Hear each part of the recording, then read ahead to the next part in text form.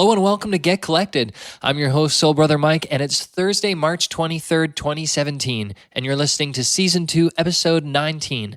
Get Collected is co-hosted by Chrissy Cochran. Hello. Today, and What's the Deal, we'll be talking about Season 3 of Get Collected that's coming up soon, and here's something I'm sharing with you, an acoustic cover of Down in the Valley by Solomon Burke. And then the last part of today's show called Feelosophy, I'll be talking about musicians and their playlists. Now let's get to the show.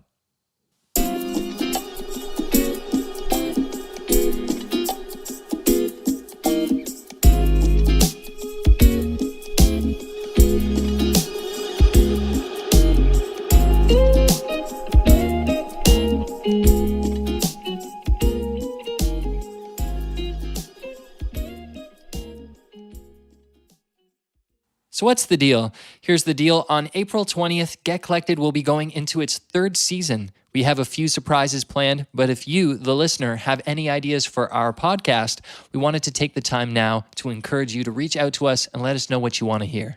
The best way to contact us is to reach out to us on Twitter at SoulBrotherMike or at Chrissy Cochran. And one last reminder that tonight is the girls' night out of Give and Glam at Shop Eco in Walkerville, and I'm going to be there making music. There's going to be wine, food, and lots of different ways to pamper yourself.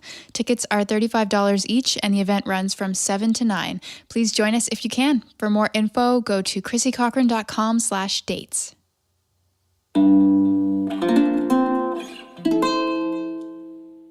So now for the next part of today's show called Hear Something. Today I'm sharing with you a recording from my show last week of a song called Down in the Valley. This song is originally by Solomon Burke, who is the first king of soul, crowned in 1964. James Brown was crowned in 1965 and paid $8,000 a night to Burke just to walk on stage and pass the crown off.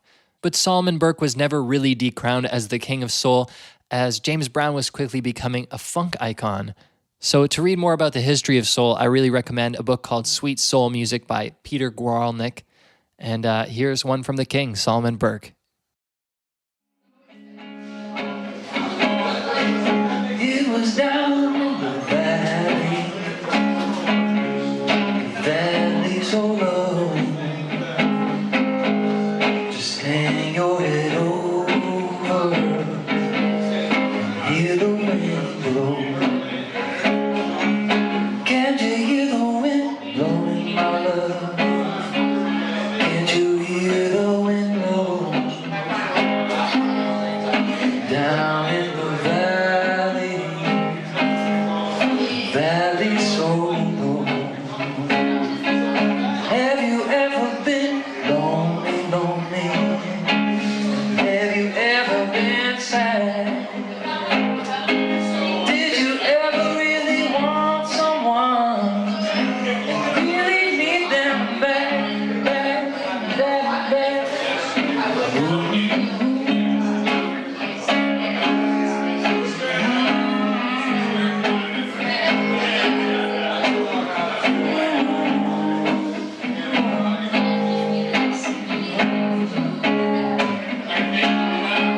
It was down in the valley so low. It was where I held you so tight. How could I ever let you go? I remember the first kiss. How it felt me so. Oh yeah, darling, all I feel right now is that cold wind blow. It was down in the valley so low. Just hang your head over and hear the wind blow.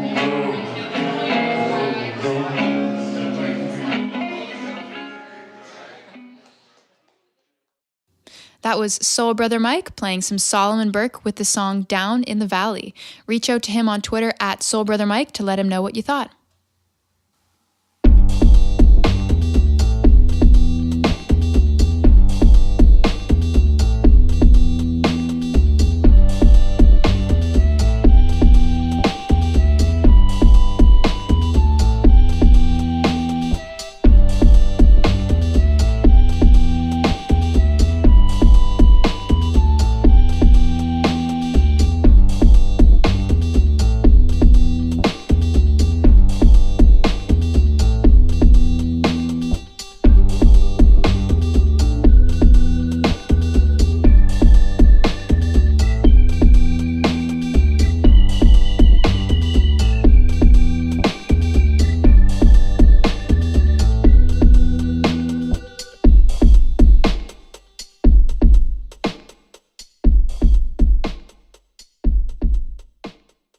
So now for the last part of today's show called Feelosophy. Today I'm talking about musicians and their playlists.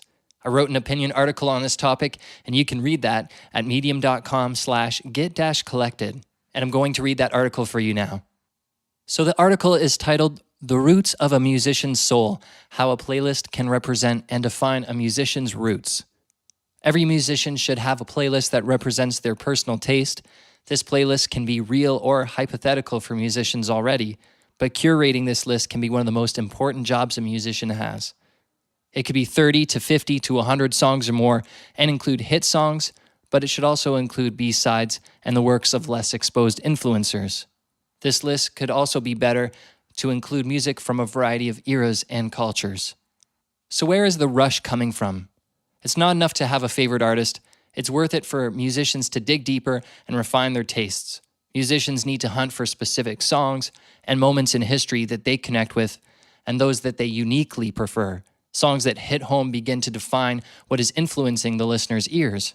Learning how to play these songs will also help a musician understand what specifically is calling to them. Where is the rush coming from? Songs that give you this sensation will be immeasurably comforting. Why I suggest that the playlist should not be entirely comprised of hit songs is that hit songs tend to be masterpieces that may not reveal the more natural, flawed, and realistic view of the artist that, say, a B-side might. Masterpieces do powerfully invite us into the rest of the artist's work, where a holistic view imbues the listener with a greater understanding of how their masterpiece came to be. But hit songs may not need to be on this list also, as we hear hit songs in movies, television, and public all the time, and they don't require any extra effort to listen to. Why I also suggest including music from different cultures and eras is that music takes on many roles depending on its time and place, and exploring music history opens the listener's mind to different popular patterns, techniques, and trends. For musicians making connections between music over time and space, that can lead to greater sparks of creativity.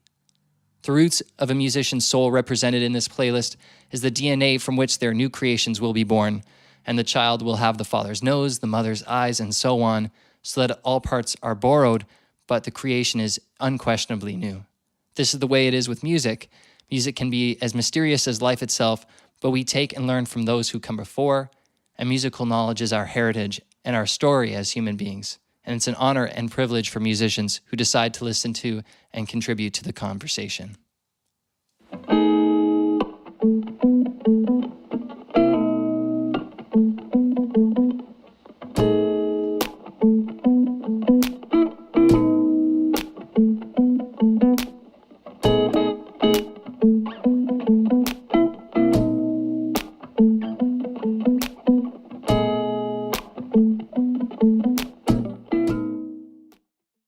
All right, that's our show for today. Thanks so much for listening.